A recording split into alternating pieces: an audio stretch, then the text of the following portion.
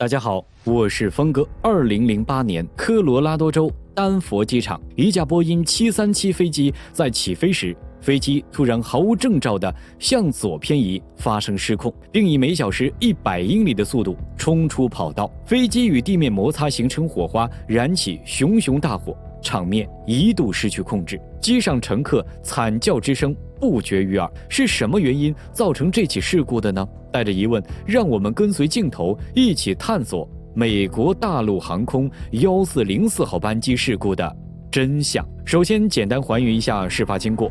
2008年12月20日晚上，美国大陆航空1404号班机准备从丹佛国际机场飞往休斯顿。这是一架波音737型双引擎中短程客机，机上共有110名乘客。等一切检查完毕以后，驾驶员在空管员的指引下来到34号右跑道，准备起飞。很快，空管员对1404号班机发出起飞许可。就在起飞途中，飞机突然猛烈向左偏移，紧接着就冲出了跑道。右引擎因为剧烈摩擦着起了大火，整架飞机瞬间陷入火海之中，机舱里浓烟滚滚，陷入一片混乱。乘客们开始四下逃散。事故一发生，机场救援队快速响应，来到现场救人灭火。幸好机组人员训练有序，及时组织人员撤离，这才没有造成人员伤亡。随后，美国运输安全委员会派出调查员来到现场查找失事原因。等他们来到现场，顿时被眼前烧透的飞机所震惊到，同时也给调查员带来前所未有的挑战。他们需要第一时间找出1404号班机为什么会在滑行起飞过程中突然冲出跑道。于是，调查员开始从现场搜集有用的证据进行分析。结果显示，1404号班机在滑行阶段向左大幅度偏离，冲出跑道。接着，飞机右侧引擎跟地面发生摩擦起火，整架飞机的右侧被大面积烧毁。此时，调查员第一个想到的机械故障就是方向舵锁死。如果它出现问题，那这一切都能解释得通了。再加上之前老版的波音737曾出现过因为方向舵锁死引发的事故，于是调查员开始重点检查方向舵的制动器，它能将飞行员的踏板动作所产生的液压转换成机械动作来移动方向舵。如果它出现问题，那方向舵什么情况都有可能发生。很快，负责检测制动器的调查员发现1404号班机的制动器没有问题。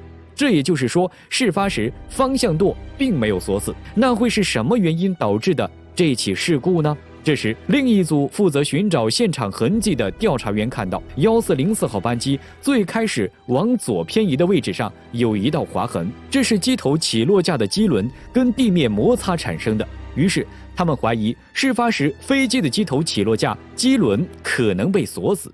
果然，在对转向系统残骸进行检查时，发现了一根断裂的钢缆。为了找出钢缆断裂的具体时间点和原因，他们将其送往实验室进行研究分析。但结果显示，钢缆是在飞机冲出跑道后造成的，所以机轮锁死一说遭到否定。随后，调查员针对飞机往左偏移的情况，将注意力又放在飞机刹车上。如果左边刹车锁死的话，也会出现飞机往左拉的情况，但检查结果显示，刹车系统也不存在问题。事已至此，他们已经将所有机械故障排除了。现在只剩下2种原因，一是天气原因，二就是驾驶员本身的操纵存在问题。一个一个来。首先，他们调出当天的气象报告。虽然事发时丹佛机场上的上空曾出现过低压区，不过它并不会对飞机起飞造成什么影响。接着，调查员将矛头指向侧风。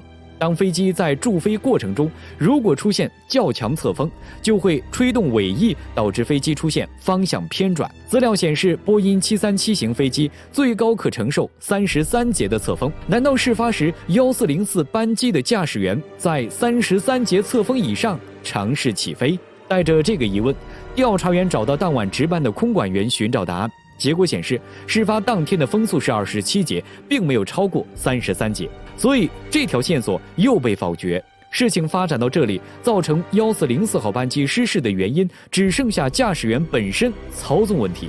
很快，调查员将1404号班机的黑匣子数据读取出来，他们开始对飞行记录仪进行分析。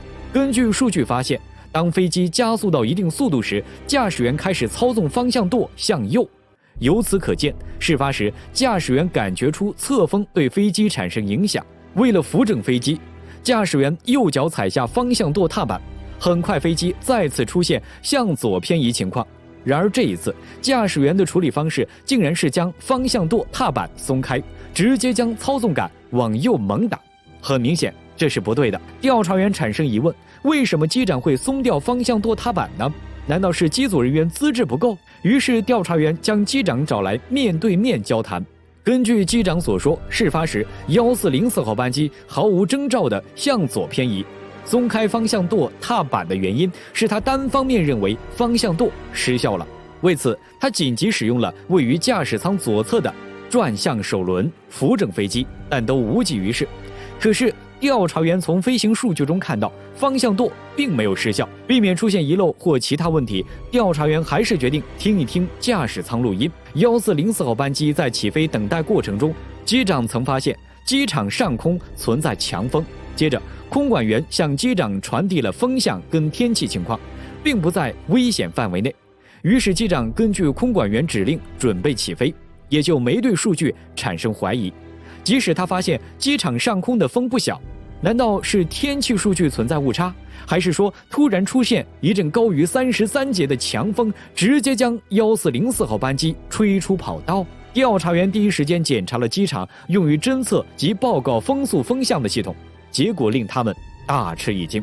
检测天气的雷达塔距离34号跑道足足有几公里远，这样的距离完全可以造成数据跟真实情况存在较大差异。而检测风向风速的却是一个小小的探测器，它位于跑道的离场端，以每10秒发送一次跑道的平均风速，但不会提供阵风或者侧风数据。由此可见，事发时1404号班机很可能遭遇了一阵远远超过33节的阵风。那这阵风从何而来呢？这就要从机场的周围环境说起。丹佛国际机场的西面有一座落基山脉，替它阻挡了不少强风。当然，也会有一些气流从落基山脉冲下来，产生强烈的阵风，俗称山岳波湍流。如果真是这样，那它的威力足以吹动飞机。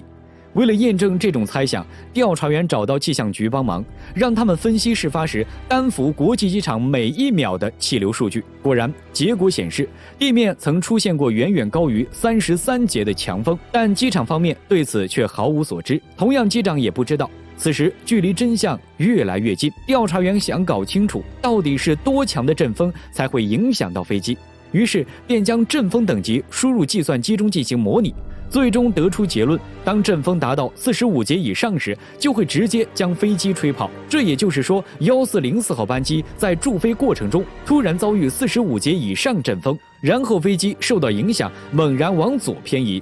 虽然知道了阵风对飞机的影响，但是造成1404号班机冲出跑道的仅仅是风吗？机长在驾驶方面存不存在问题呢？于是他们翻看了1404号班机2名驾驶员的个人资料，通过机长资料得知，他是一名退伍军人，在部队驾驶的是战斗机。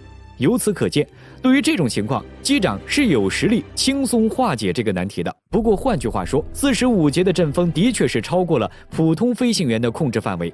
同时，调查员翻阅大量关于737型飞机的起飞数据，发现这么多年来1404号班机遇到45节阵风属于头一个。即使这样，调查员还是准备检查事发时机长的操作。如果没有问题，那基本上可以确定1404号班机的失事原因了。于是调查员再次细致研究飞行记录数据。当飞机第一次遇见小阵风发生偏移时，机长第一时间快速踩下右边的方向舵踏板，企图保持飞机的稳定。可是紧接着45节强阵风从左侧吹来，即使机长踩下踏板，但是方向舵并没有马上将飞机修正。这让机长误以为方向舵失效，开始紧急操作转向手轮，将飞机拉回跑道上。机长这些操作在45节阵风面前显得那么渺小。当然，在这期间，机长也存在问题。按理说，机长是不应该松开方向舵踏板，应该继续踩住，可惜他却松开了。结合现有证据来看，当飞机偏移跑道时，机长明显慌了，从而犯下不该有的错误。事情发展到这，调查员也找出了造成1404号班机失事的罪魁祸首，是山岳波湍流活动造成的强烈阵风。此调查报告一出，全球航空公司都开始加强对这种现象的研究，同时将1404号班机遇到的侧风情况加入到训练当中，避免其他驾驶员遇到这种情况时不知所措。